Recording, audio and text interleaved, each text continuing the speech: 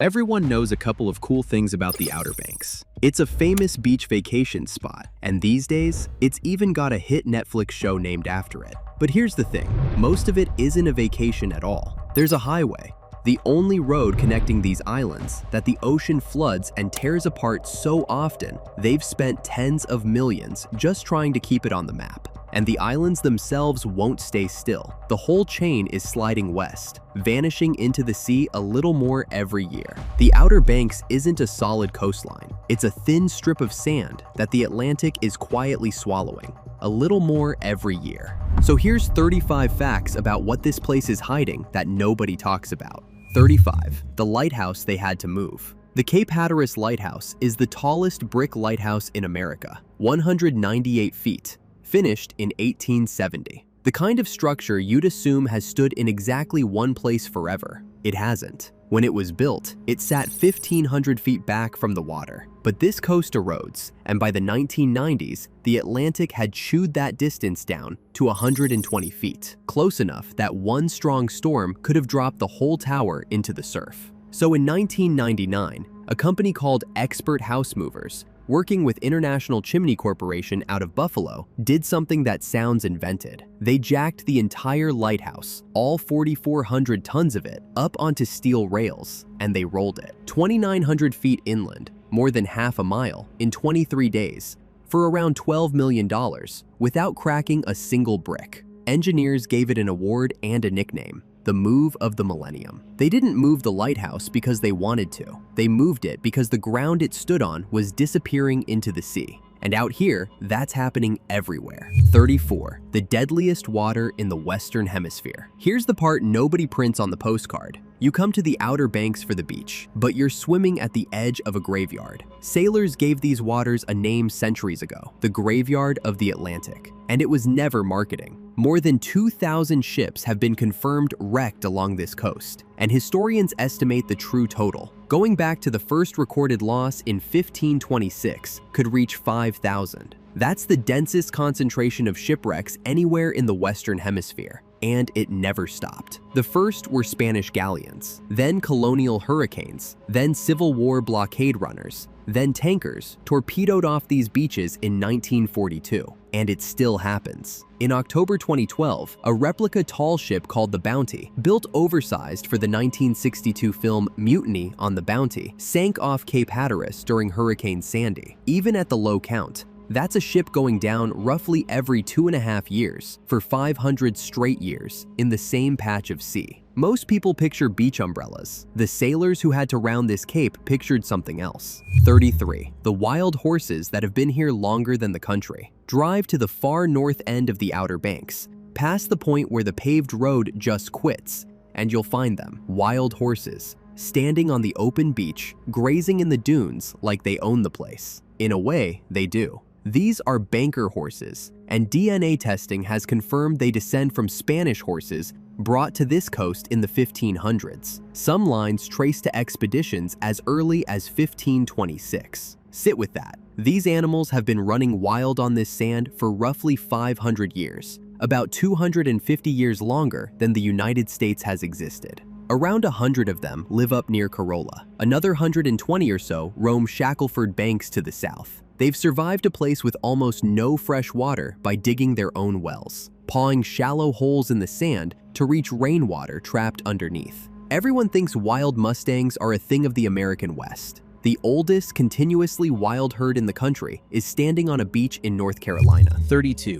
Where Blackbeard lost his head. Everybody files Blackbeard under Caribbean pirate. That's wrong, or at least it's only half of it. Edward Teach made his home right here, in the shallow, twisting channels of the Outer Banks, where the Navy's deep-holed warships couldn't follow him. His favorite anchorage off Ocracoke is still marked on nautical charts today as Teach's Hole. And it's where, at dawn on November 22, 1718, his luck finally ran out. The governor of Virginia, Alexander Spotswood, had quietly funded 2 sloops, the Jane and the Ranger, to hunt him down, led by a Royal Navy lieutenant named Robert Maynard. Blackbeard had only 19 men, and he'd spent the night drinking. What followed wasn't a clean fight. By the time it ended, Blackbeard had taken 5 gunshot wounds and close to 20 sword cuts before a Scottish sailor took his head off with a single blow. Maynard hung that head from the front of his ship and sailed home with it as proof. This was 1718, 57 years before America even declared independence. The most famous pirate who ever lived didn't die in the Caribbean. He died here. 31. The place where two oceans crash into each other. Stand at Cape Hatteras and the water doesn't look like much. But just off the point, two of the most powerful currents on the planet are slamming together. From the south comes the Gulf Stream, warm, blue water in the 70s and 80s, carried up from the tropics. From the north comes the Labrador Current, cold, green water out of the Arctic, down in the 30s and 40s. They meet right here. A 2022 oceanographic study called the PEACH Program, short for Processes Driving Exchange at Cape Hatteras, measured the seam and found the water temperature can swing by as much as 30 degrees in the space of a few miles. And that collision is the engine behind almost everything else on this list. It's what throws up the shifting sandbars that swallow the ships. It's what floods the water with so many nutrients that this becomes one of the richest fishing grounds on Earth. It's even why fog can appear out of nowhere. Warm air and cold air colliding in an instant. Two ocean systems the size of continents, meeting just off a North Carolina beach. The Outer Banks doesn't sit beside the Atlantic. It sits on the seam between two halves of it. 30. The town that floated away. On Shackleford Banks, the same strip of sand where those wild horses run, there used to be a town. A real one, called Diamond City. Around 500 people lived there, in a community built on whaling.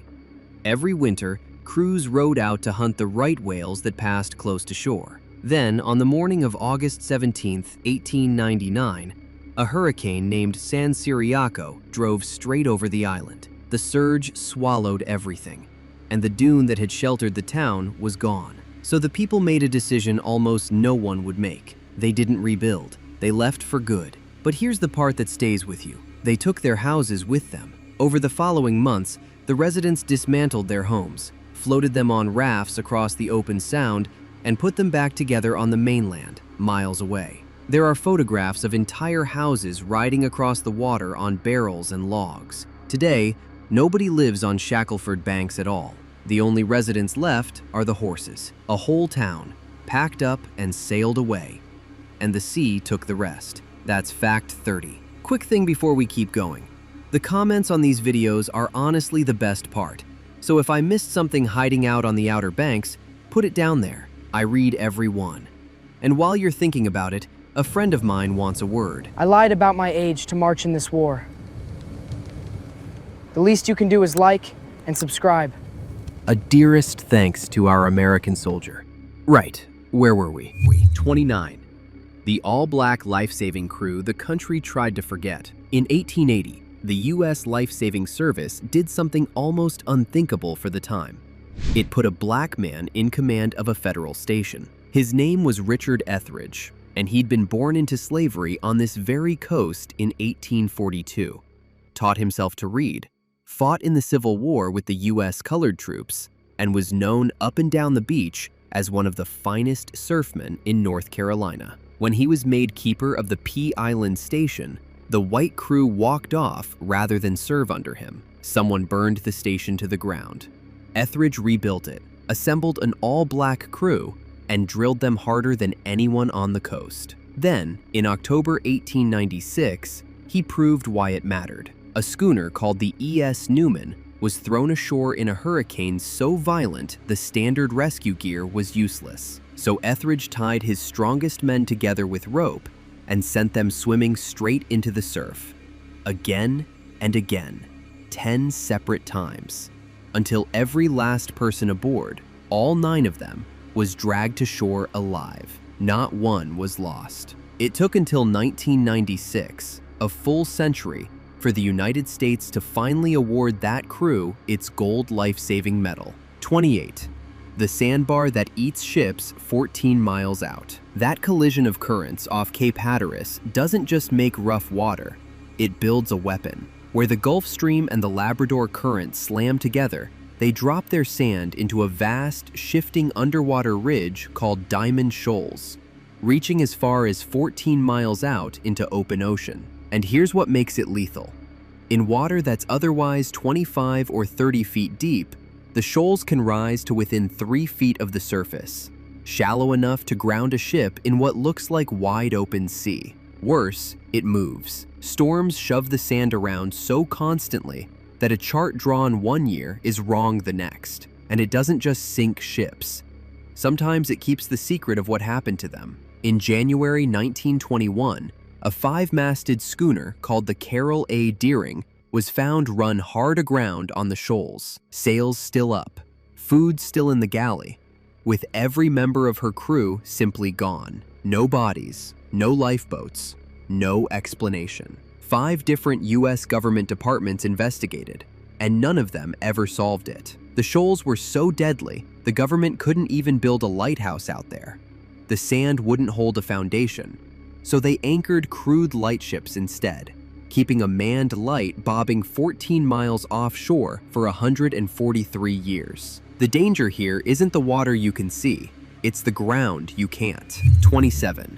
The dialect that doesn't sound American. On Ocracoke Island, cut off from the mainland, reachable only by boat, people talk in a way that stops visitors cold. They call it the brogue, and outsiders swear it sounds British, or Irish, or Australian. There's a reason for that. The first permanent settlers arrived in the early 1700s, when the colony set the island aside for the ship pilots who guided vessels through the treacherous inlet. And then they stayed, isolated, for generations. Cut off that long, the islanders' speech preserved the English of the 1700s, the way those original settlers spoke, while the rest of American English drifted away from it. They say high tide as hoy-toyed. They use words like mommick to harass or wear someone out, straight out of Shakespeare's era and dead on the mainland for centuries. They call outsiders dingbatters. Walt Wolfram, a linguist at North Carolina State University, has studied this dialect for over 30 years, and he puts it plainly. It's the only dialect in America that doesn't sound American, but it's vanishing. Wolfram estimates only about 100 true brogue speakers are left, and on a busy summer day, the island fills with up to 8,000 visitors. He thinks the accent could be gone within a generation, a pocket of 17th century England surviving on a sandbar and quietly going silent. 26. The Civil War wreck that started the first marine sanctuary in America. Most people know the USS Monitor from one famous moment: the Union ironclad, designed by a Swedish-born engineer named John Ericsson, that fought the Confederate Virginia to a draw at Hampton Roads in 1862. The first battle in history between 2 iron warships. The day wooden navies became obsolete overnight. What almost nobody knows is where the Monitor ended up. 9 months after that battle, on New Year's Eve 1862, it was being towed south past Cape Hatteras by the steamer USS Rhode Island when it ran into a storm. The Monitor was a brilliant warship and a terrible seagoing one. It rode barely a foot above the waterline, and in heavy swells, the sea simply poured in. It went down in the dark off Hatteras, taking 16 of its 62 crew with it. The Rhode Island pulled the rest from the water. The wreck stayed lost for over a century. When it was finally found in 1973, the government did something it had never done before. In 1975, it declared the site America's very first national marine sanctuary, the legal blueprint for every protected stretch of ocean in the country since. In 2002, divers raised the ship's massive iron gun turret from 230 feet down. The ship that ended the age of wooden navies is buried off this beach, and it became the reason America started protecting its ocean floor at all. 25. The tallest sand dune on the Atlantic coast. And it won't sit still. Rising up behind the beach town of Nags Head is something that looks completely out of place. A mountain of bare, open sand, 80 to 100 feet tall, with no trees, no grass, nothing holding it down. This is Jockey's Ridge, the tallest active sand dune on the entire U.S. Atlantic coast. And active is the key word. Ask a park ranger exactly how tall it is, and you won't get a straight number, because it changes. Northeast winds in winter push the sand one direction. Southwest winds in summer push it back. The whole dune breathes back and forth across the seasons, And over the years, it has buried a miniature golf course, a road, and parts of an old hotel, then slowly uncovered them again. It almost didn't survive at all. In 1973, developers showed up with a bulldozer to level it for housing, and a local woman named Carolista Baum walked out and physically stood in front of the machine until it stopped. That single act launched the campaign that turned it into a state park. A 100-foot pile of loose sand, taller than a 9-story building, slowly walking across a beach town. And a reminder that out here, even the ground you're standing on is just passing through. 24. The first flight didn't happen where you think it did. Everyone says Kitty Hawk. The plaques, the license plates, the history books, all Kitty Hawk. It's wrong.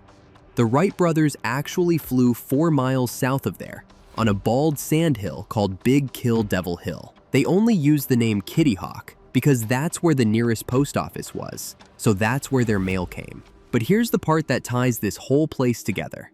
Of everywhere in America, why did 2 bicycle mechanics from Ohio come here? They wrote to the US Weather Bureau asking for the windiest, sandiest, emptiest place they could find. And the answer came back: the Outer Banks. They needed steady wind to get lift, soft sand to survive the crashes, and total isolation so nobody would watch them fail. So Wilbur and Orville Wright came in 1900, lodged with the local postmaster William Tate, and spent 3 years gliding off that dune, close to 1,000 test flights, before the engine ever went on. The exact same brutal wind and shifting sand that had been killing sailors out here for centuries is the reason humanity learned to fly. The deadliest coast in America gave us the sky. 23. Every kind of sea turtle in the Atlantic comes back to this one beach. There are 5 species of sea turtle in the entire Atlantic Ocean: the loggerhead, the green, the leatherback, the hawksbill, and the Kemp's Ridley, which is the most endangered sea turtle on Earth, and every single one of them has been documented crawling ashore to nest on the Outer Banks. Cape Hatteras National Seashore is one of the only places in America where all 5 have been recorded. That's like finding every species of eagle on a single mountain. And it's not because the sand here is especially nice. Remember those 2 great currents colliding off the Cape? The turtles use that exact seam as a navigation landmark. The same warm and cold boundary that wrecked thousands of ships is the road sign that guides the turtles home. Scientists with the US Geological Survey have tracked the nests here since 1995. In a good year, the beach holds around 100. This is also the far northern edge of where loggerheads will reliably nest at all. Push much past Hatteras and it gets too cold. The currents that made this the graveyard made it a nursery too. 22. There's an inlet here that was born in a single night, and it's been running away ever since. Look at a map of the Outer Banks and you'll see Oregon Inlet, the gap of water where Bodie Island ends and Hatteras Island begins. It looks permanent. It is anything but. That inlet did not exist before the night of September 7th, 1846, when a hurricane tore straight across the barrier islands and ripped a brand new channel clean through the sand. Families who lived there woke the next morning to find, in the words recorded by the state archives, the sea and sound connected together and the live oaks washing up by the roots. It was named for the first ship to pass through it, a steamer called the Oregon. And here's the unsettling part: it has never stopped moving. Oregon Inlet migrates south at roughly 100 feet a year.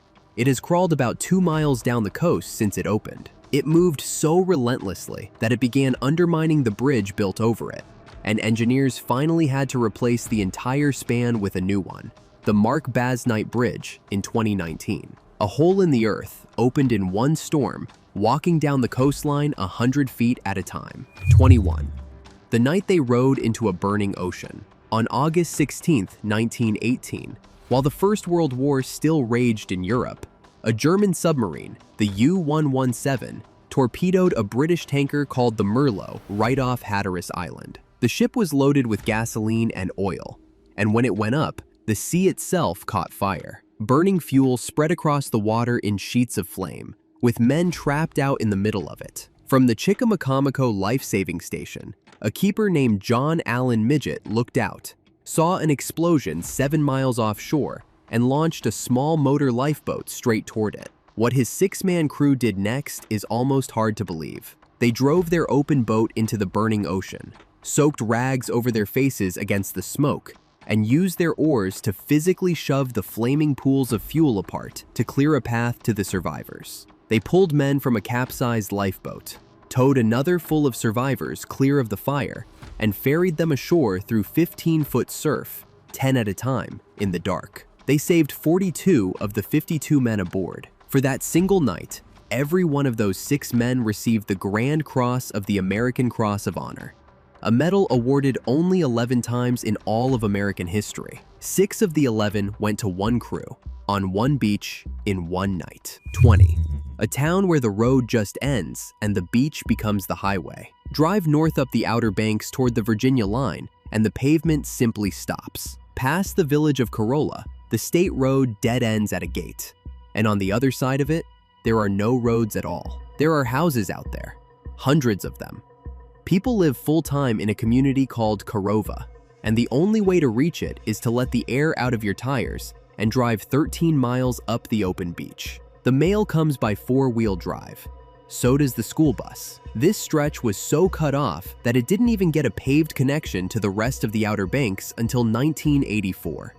The same year, the first Apple Macintosh went on sale. It's also where about 100 of those wild Spanish Mustangs roam, sharing the sand with the trucks. There's no grocery store, no gas station, no traffic lights.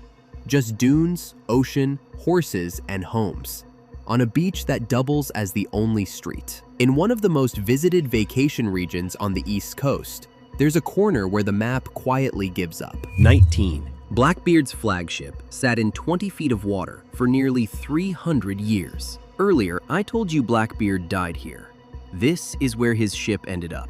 When you picture a famous shipwreck, you picture the deep, black water, miles down, out of reach. Blackbeard's flagship was nothing like that. The Queen Anne's Revenge was a captured French slave ship that he rebuilt into a floating fortress, mounting around 40 cannons on her. In June of 1718, just months before his death, he ran her aground on a sandbar near Beaufort Inlet, and there she stayed, in barely 20 feet of water, shallow enough for a strong swimmer to dive to, about 1.5 miles off the North Carolina coast. For nearly 280 years, the most famous pirate ship in the world sat right there, almost within sight of the beach, while nobody seriously looked. A private research firm finally found her in 1996. Divers have since pulled up more than 400,000 artifacts and 24 cannons, and the state officially confirmed it was her in 2012. The most legendary pirate wreck on Earth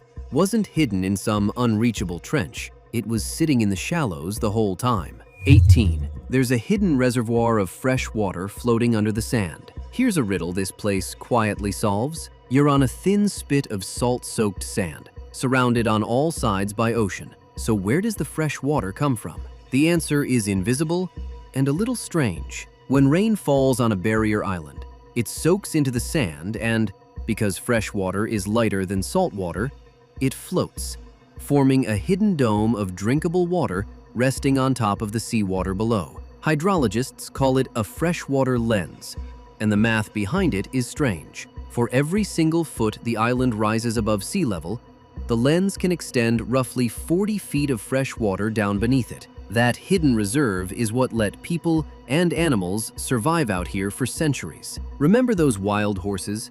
The ones that have outlasted the entire United States? Nobody taught them this. They figured it out on their own, pawing shallow holes in the low sand until fresh water seeps up from the lens beneath. An entire drinking supply hanging invisibly under your feet on an island made of nothing but sand and salt water. 17. America protected its first stretch of coastline right here, and it took 20 years. This one's easy to walk past because it sounds like paperwork.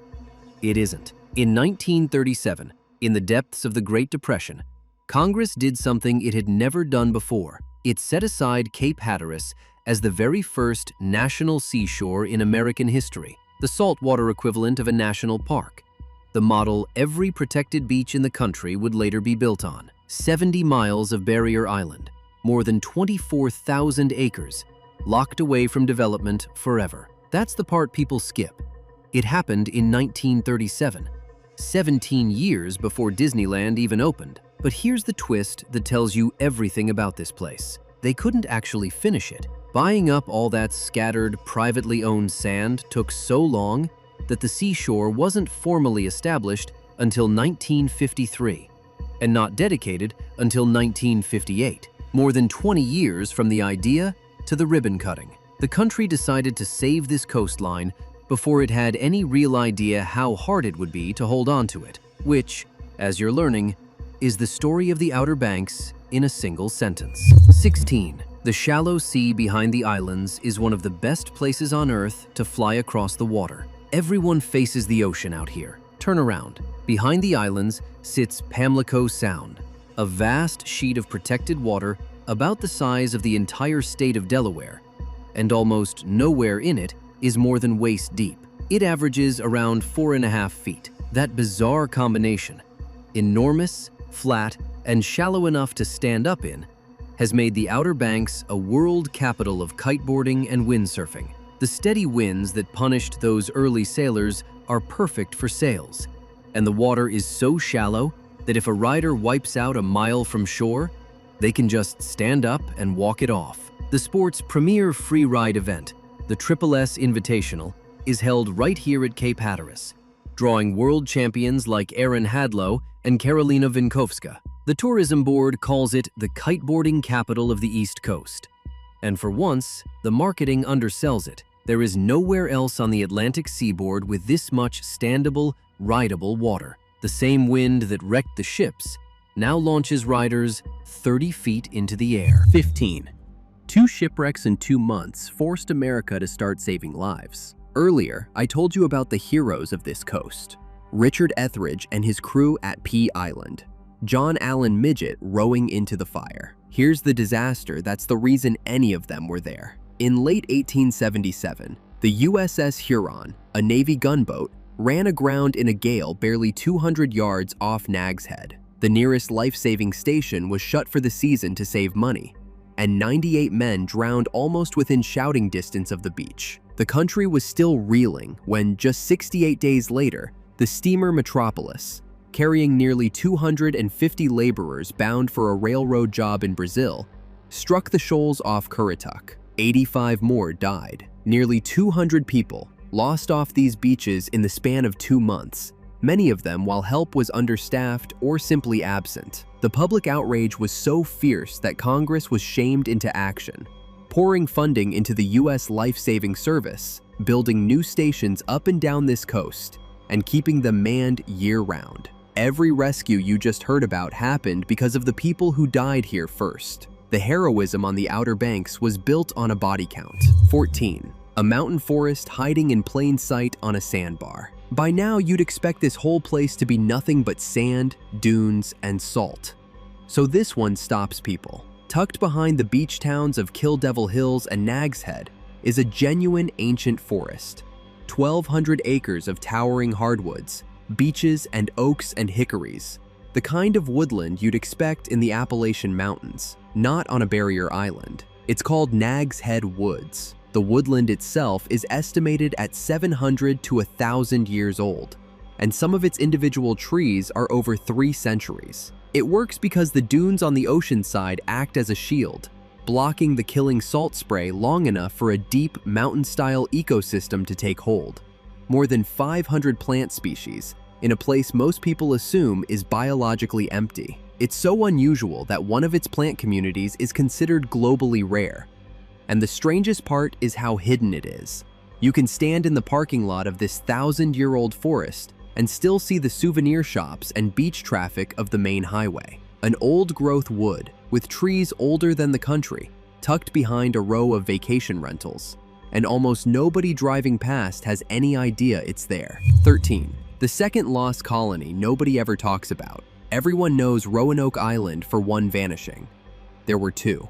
During the Civil War, after Union forces took Roanoke Island in 1862, it became a refuge for people escaping slavery, and it grew into something remarkable, the Roanoke Island Freedmen's Colony. By 1865, nearly 4,000 formerly enslaved people had built an actual town there, with streets, churches, schools taught by teachers who came down from the north, a sawmill, and a working economy. Men from the colony left to fight for their own freedom in the U.S. colored troops. For a few short years, it was one of the most hopeful experiments in the country, and then it was erased. When the war ended, the federal government handed the land back to its former Confederate owners. The colony was dismantled, its residents pushed off, and the whole thing was almost completely scrubbed from the history books. Same island as the famous Lost Colony, and a second community of nearly 4,000 people who really did build a life here and really were made to disappear. One Vanishing gets a play performed every summer.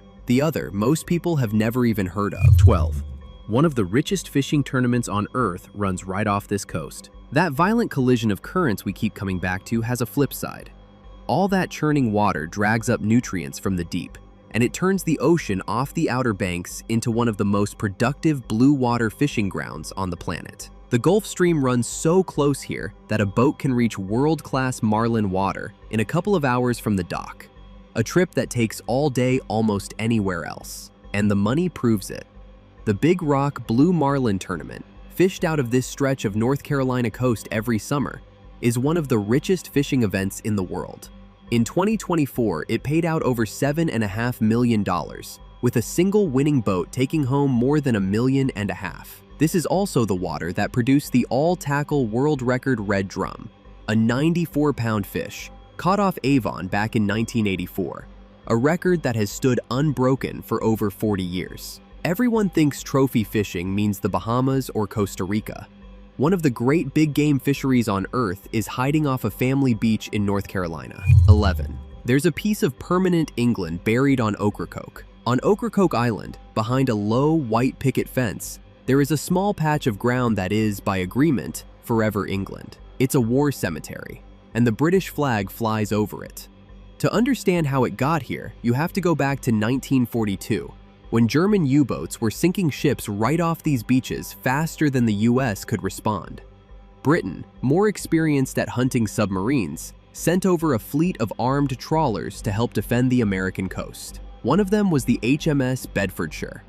On the night of May 12, 1942, a German submarine torpedoed her off the North Carolina coast, and all 37 men aboard were killed. In the days that followed, 4 of their bodies washed ashore on Ocracoke. The Islanders, a tiny, isolated community, gave them a proper burial in a quiet plot, and they have tended those graves ever since. The land was formally leased to the Commonwealth War Graves Commission, and to this day, the U.S. Coast Guard holds a ceremony there every May. 4 British sailors, who died defending American shores, resting under a British flag on a North Carolina sandbar, looked after by strangers for over 80 years. That's the human side of what this coast has swallowed. From here, it stops being history and starts being what the ocean is doing to this place right now. 10. Behind the islands hides an inland sea the size of a state. Everybody photographs the ocean side. Almost nobody talks about what's on the other side of these islands, and it's enormous. It's called Pamlico Sound, a vast sheet of water trapped between the barrier islands and the mainland, and it is the largest sound on the East Coast, the second largest estuary in all of America, behind only Chesapeake Bay. Roughly 80 miles long and 30 wide, and yet barely a few feet deep. That shallow, sheltered water is the secret nursery of the entire mid-Atlantic. Blue crabs, flounder, shrimp, and croaker all grow up in Pamlico Sound before heading out to sea. In winter, it fills with the noise of migration. Up to 200,000 tundra swans and more than 1 million ducks shelter on it. But that same shallowness is a loaded gun. When a hurricane pushes all that water toward the mainland, the entire sound can pile up and flood the far shore. An inland sea the size of a state, hiding behind a wall of sand, feeding the coast and threatening it at the same time. 9. There are shipwrecks you can walk right up to on the beach. We talked about the thousands of ships lost out in deep water, but the graveyard of the Atlantic doesn't keep all its dead offshore. Some of them are lying right on the sand, where you can walk up and put your hand on them. At Coquina Beach, near the Bodie Island lighthouse, the skeleton of the Laura A. Barnes lies in the dunes, a wooden 4-masted schooner that ran aground in a 1921 nor'easter. The Park Service moved her bones here and put up a fence. Storms bury her and dig her back up on their own schedule. Further south, between Salvo and Avon, the charred ribs of the G.A. Kohler surface every few years. A schooner driven ashore by a hurricane in 1933, later burned down to her iron during the Second World War, now appearing and vanishing under the sand depending on the storms. And that's the eerie part. This coast doesn't just hold its wrecks, it reveals them. After a big storm, locals walk the beach to see what the ocean has uncovered overnight. Century-old timbers surfacing in the sand, then disappearing again before the next season. 8. The lie behind the name Nags Head. This is one the locals love, and it's almost certainly false. But the truth is more interesting than the legend. The story goes that long ago, land pirates called wreckers would tie a lantern around an old horse's neck, a nag, and walk it along the dunes at night. From out at sea, that bobbing light looked like a ship riding safely at anchor, luring real ships in toward shore, where they'd run aground on the shoals and could be looted. A great story. It's how the town of Nags Head supposedly got its name. The problem is, there's no actual historical evidence it ever happened. Place name scholars and the local history center have looked, and they all land in the same place. It's folklore. One curator pointed out the obvious. Try tying a hot, smoking oil lantern around a living horse's neck and see how that goes. The likely real origin is far duller. A spot called Nags Head back in England, or dunes that simply looked like a horse's head on an old map from 1738. But the legend survives anyway, because it tells you what this coast really was. A place where so many ships died that people genuinely believed someone must be luring them to their deaths. 7. Bodie Island might mean exactly what it sounds like. Drive the northern Outer Banks and you'll pass the black and white stripes of the Bodie Island lighthouse. Almost everyone reads that name wrong in their head, but the locals will tell you it's pronounced body. And the unsettling thing is, it may mean precisely that. The records give us two origins, and they might both be true. The dull one is documented and specific. Back in 1722, a man named Matthew Midget was granted 1,900 acres here, and the early colonial land records show the area held by a family named Bodie, or Body. But the older, darker tradition, written down in local histories, is that this stretch of beach earned the name from something grimmer: the sheer number of bodies that washed ashore here from shipwrecks. On a coast that has wrecked thousands of ships, the drowned didn't always stay at sea. They came back to the beach, and the lighthouse standing there now is the third one built on the spot. The first sank into the unstable sand, and the second was deliberately blown up by retreating Confederate troops in 1861 so the Union couldn't use it. A name pronounced Body on a beach possibly named for the dead it collected. And even the lighthouse meant to stop the killing couldn't manage to stay standing. 6. There's a highway out here the ocean is actively trying to erase. Remember the road I mentioned at the very start? The one the sea keeps tearing apart? This is it. North Carolina Highway 12 is the lifeline of the Outer Banks. A single thin ribbon of asphalt, the only road connecting the string of islands, with the Atlantic on one side and the Sound on the other. And the ocean wants it gone. NC-12 is regularly, almost routinely, flooded, buried in sand, and ripped apart by storms. In 2003, Hurricane Isabel didn't just damage the road. It carved a brand new inlet straight through Hatteras Island, cutting the highway in two and severing the island entirely. In 2011, Hurricane Irene tore it up so badly that repairs ran to $54 million. They keep rebuilding it again and again, spending tens of millions to fight an ocean that does not stop and does not negotiate. Geologists who study this coast are blunt about it. The road is in a place it cannot stay because the island under it is moving, and one day, holding NC-12 in place will become impossible. Every time you drive the Outer Banks, you're driving a road the sea is already in the process of taking back. 5. There's a town out here you cannot drive to. Everyone assumes the Outer Banks is one connected chain you can drive end to end. It isn't. The chain is physically broken.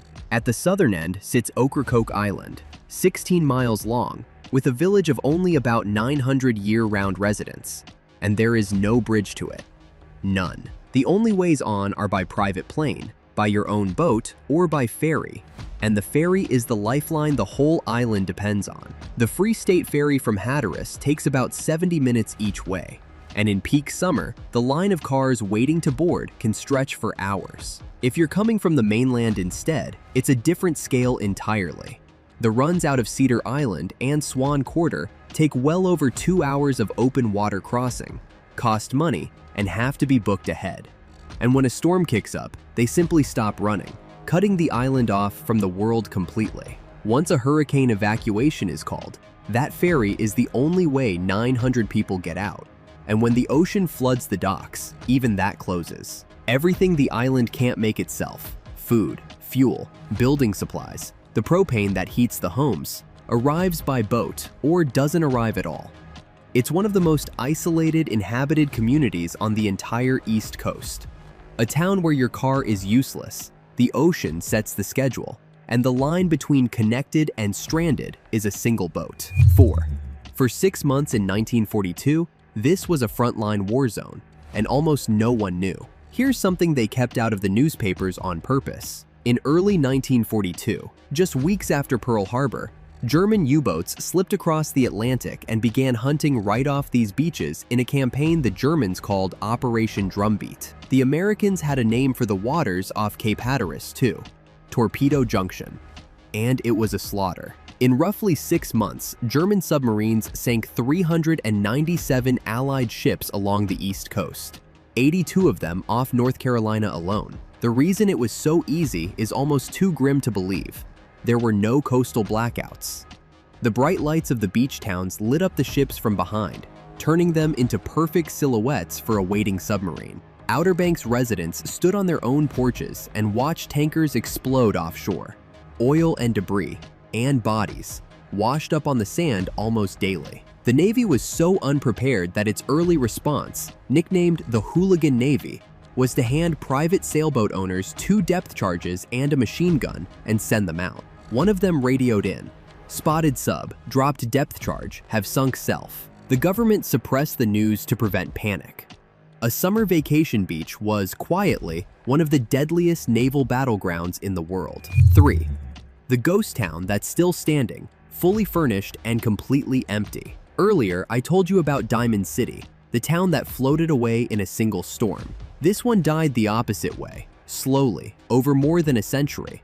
And unlike Diamond City, it's all still there. Portsmouth Village on the southern banks was once the largest town on the entire Outer Banks. Founded in 1753, it thrived on a strange job called lightering. Big ocean ships couldn't cross the shallow inlet, so they stopped at Portsmouth to offload their cargo onto smaller boats. By 1860, it was home to nearly 700 people. Then, in 1846, a hurricane punched deeper inlets through the islands elsewhere. Ships started using those instead, and Portsmouth's entire reason to exist quietly evaporated. The town didn't die in a day. It bled out over 125 years. The school closed in 1942. By 1956, 17 people were left. And on a day in 1971, the last 2 residents, 2 women named Elma Dixon and Marion Babb, packed up and left for good. But nobody tore it down. The Park Service preserved it exactly as it stood. So today, you can take a boat across and walk through an entire 18th century village. The church, the homes, the schoolhouse, perfectly kept and perfectly empty. A whole town, still waiting for people who are never coming back. 2. The oldest unsolved mystery in America happened right here. This is the one that's haunted this coast for 400 years. In 1587, more than 100 English colonists, 118 men, women, and children, landed on Roanoke Island to build the first permanent English settlement in the New World. Their governor, John White, had a granddaughter born there that summer, Virginia Dare, the first English child born in the Americas. Days later, White sailed back to England for supplies.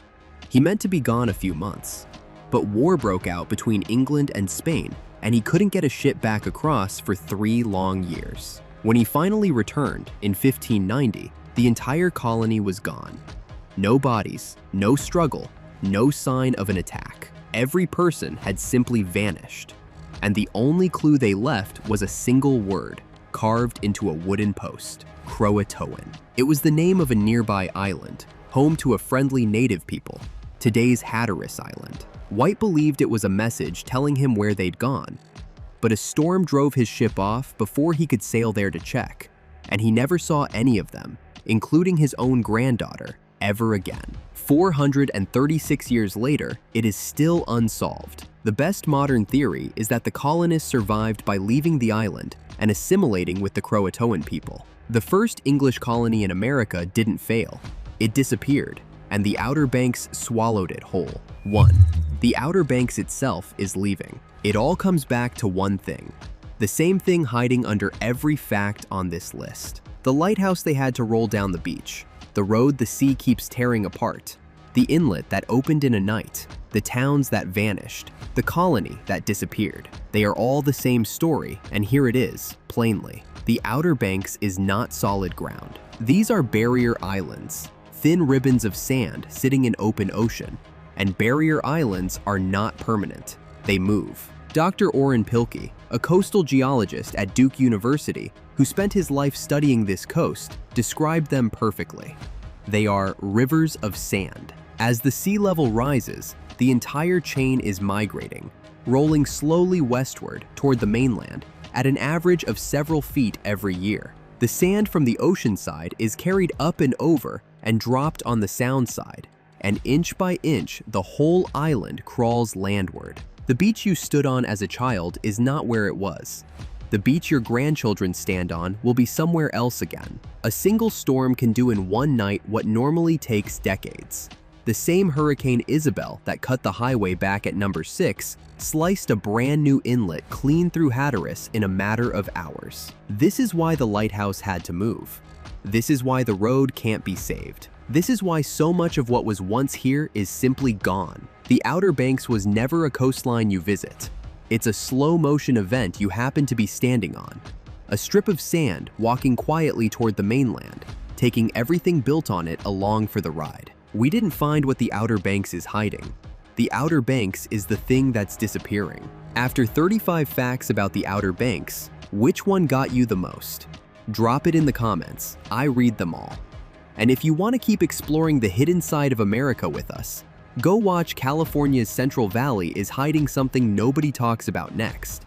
It's right on screen. Subscribe and like, and I'll see you in the next one.